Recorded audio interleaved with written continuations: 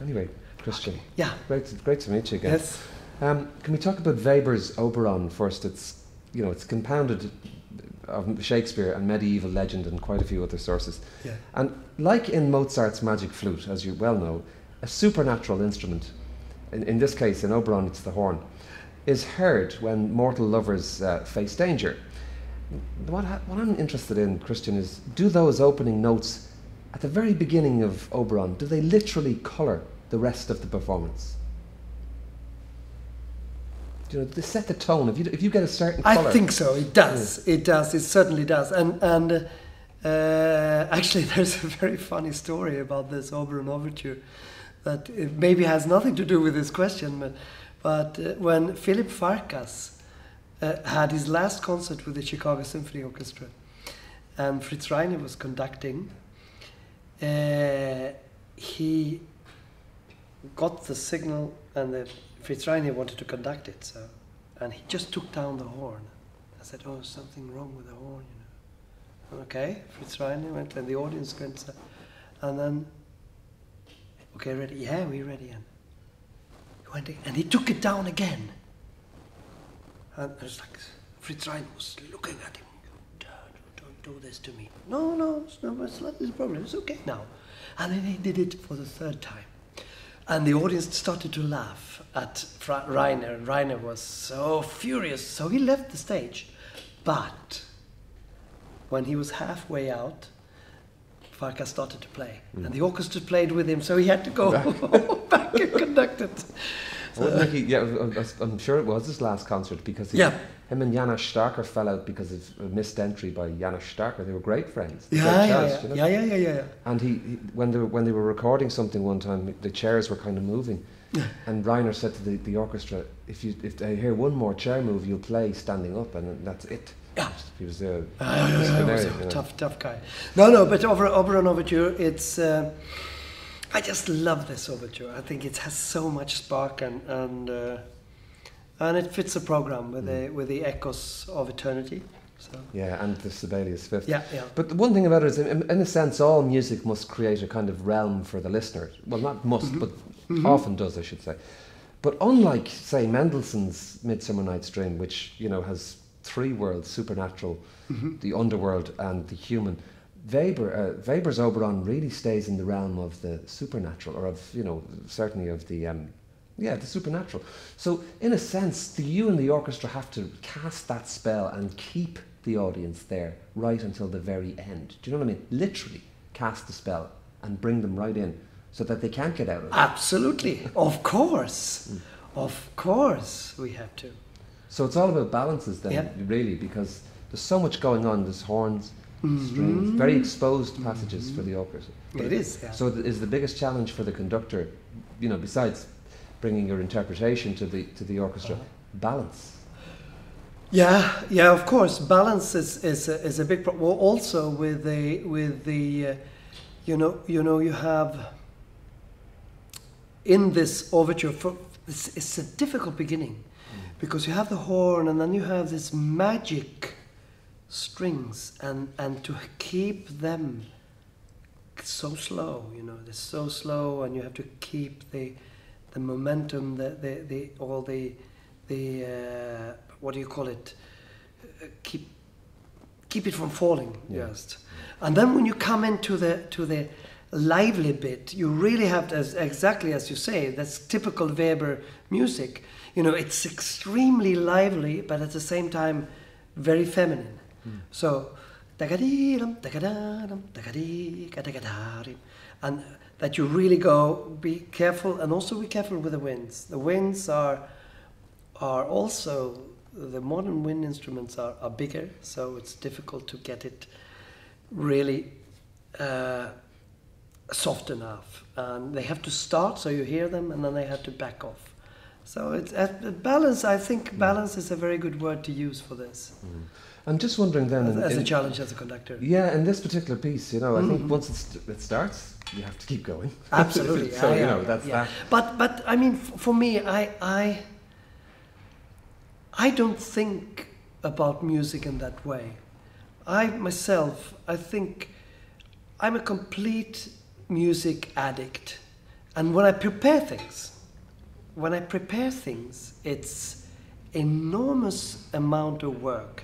And I always, when I open a score, I get completely frustrated because I want to know every single thing of it. And I know how long it takes. But I would hate to stand in front of an orchestra or an audience without having complete control of everything. So once I'm there, I just enjoy it because it's become part of me. So and it's the orchestra playing, you know, and you just get going. So it's not challenge for me once I stand there. It's more like euphoria. Okay, so Like it's literally performance then, you know. Yeah, it is. So It is. Yeah. And the hard work is done in rehearsal. Yeah, absolutely. Absolutely. In the second piece, the Sandstrom, the new piece, new for Irish audiences, because it's contemporary music, new music. It's, you know, it's not as familiar, obviously, as Weber or Sibelius even. In rehearsals, do you have to bring even more energy to the rehearsals to fire up the players? Now, I'm not absolutely. You have to motivate them. You really have to, because they have done tons of contemporary music. Sometimes could have been with a conductor who is not prepared, could have been a composer who didn't know how the instrument worked, and could have been lousy parts, could have been all these things. And they are they are a little bit suspicious of it all the time. So you just have to get them out of that mood and get them into things. With Sandstrom, it's very easy because he's such a clever and communicative composer. I mean, he knows the orchestra well, so he knows exactly what to write so that they understand. But of course, there's a lot of challenges, like the ape sounds. He's using ape sounds here, and what can he write there? He writes that you have to go. The percussion player would have to either go to a shop to get toy sounding apes, or sample the sounds on the sampler. So that's a little bit complicated, but there's no other way to do it. It's not like building an instrument and bringing it with them. Yeah. So, but there's a lot of challenges. But as you say, it's you put more energy into it, and then. And tell me though, with conducting and sometimes playing your own instrument, of course, the trombone, which we have here in front of us, that must be extraordinarily tricky at times, to use an Irish word. Again, I mean, I don't know, how do you do it? It's just takes a hell of a lot of practice. Yeah, a lot of counting. Takes a lot of practice, you know, and you have to prepare the scores there and there, and you have to know exactly when to stop, and find out exactly what to do when, and know exactly who needs the signal. But it's literally giving a sign like that, or using this hand while you're playing, or holding it there and using this hand. So there's a lot of let's say acrobacy in it. Yeah, it must be. But it's the same there. I mean, once you learn it and you stand there, it's beautiful because you are in control. If you can move properly, so that orchestra understands what you do, they like it, and it works. And you're in it. This is the thing. Sorry, as conductor, I mean, one of Karajan's great frustrations in the end, besides fighting with orchestras, was Berlin Philharmonic, but was that he hadn't really, he felt, great conductor, but he felt that he still wasn't in the music. Whereas if you're playing it literally and directing it, you're in it, naturally. Absolutely, yeah. So I think it might have been a mistake in this century, end of last century, when conductors stopped playing an instrument and specialized on conducting. Because you lose, you need to know. I mean, I can see on great conductors that they will go warm, you know, to a wind player, which is impossible, really. You leave it over to them, and there's so much uncertainty by doing that, because they need to know when to breathe. That's those secrets you have to know, and then know a little bit more. Of course, you can learn it anyway, and most conductors learn it. Like Abado, you see him, he breathes with it. So, but I think it's a good thing to keep playing and conducting. For me, it's I don't want to lose contact with the instrument. Let's talk about Sibelius, the Fifth Symphony, of course, and there's 3 different versions of it, and the third one is the one we know best. Yep. Now, there are many arguments, and I'm going to wear 2 hats in this particular conversation. Yep. You know, I'm going to play devil's advocate. Yeah. But anyway, it opens, as you know, known, with a call from the French horn, and we have a tremolo from the timpani, and some have written that, I'm just reading here, it opens the door to the universe of the symphony. Now, some scholars, Christian, maintain that the first 4 notes of this call are so important because everything is going to come from them throughout the rest of the symphony. Do you agree with that, or do you think they're talking scholarly through their hat, as we'd say? You know, Sibelius used the technique, which is, I think, that is his great thing, specifically in the Second Symphony.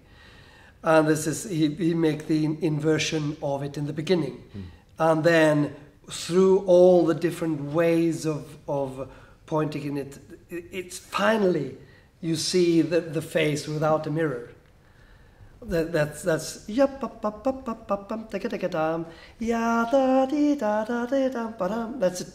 clearest example, and he does this here too. You can see inversions and so, but they are certainly not logical all the time, and therefore I say those 4 notes, no. That's one of the motives, but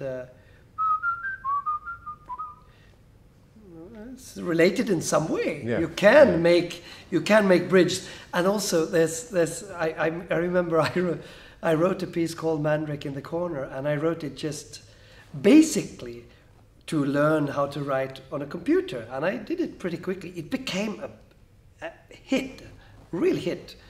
And I thought, wow, with that piece. And then there was a guy, in America who made an analysis of the piece in 64 pages. Okay. So there's, but it's worth looking into, and I'm sure there's a lot of. And the 3 versions, I think it's extremely interesting with the different versions. And some people say, well, the first version is better, and so back and forwards. But I talked a lot with Sandström, who is a very good friend of mine, and we share our composition experience together a lot. And we are absolutely clear that for us, there's no doubt that he went one big step further by changing the whole symphony. I mean, the ending is much more Tchaikovskyan in the previous versions, but this ending is just wow.